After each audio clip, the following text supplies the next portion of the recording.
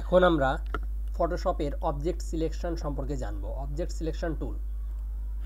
এখন আমি একটা লেয়ার এখানে রাখছি। আমি এখানকার এই বোতলটাকে সিলেক্ট করতে চাচ্ছি, শুধু বোতলটাকে, কিন্তু এক ক্লিকে, মাত্র 1-2 সেকেন্ডে।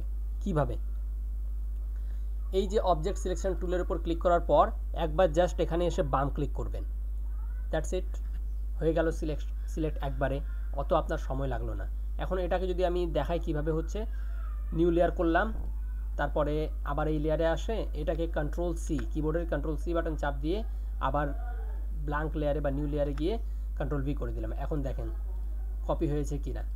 এইভাবে আমরা মাত্র কয়েক সেকেন্ডে একটা অবজেক্ট সিলেকশন টুল দিয়ে যে কোনো একটা অবজেক্টকে সিলেক্ট করতে পারি। এখানে কিছু প্রবলেম থাকবে, কিন্তু ভবিষ্যতে চেষ্টা করব অন্য কোনো ভিডিও দিয়ে সেই প্রবলেমগুলোর সমাধান করে দেওয়ার। আশা করি আমি বুঝাতে পেরেছি। ধন্যবাদ। কোনো প্রশ্ন থাকলে কমেন্টে জানাবেন।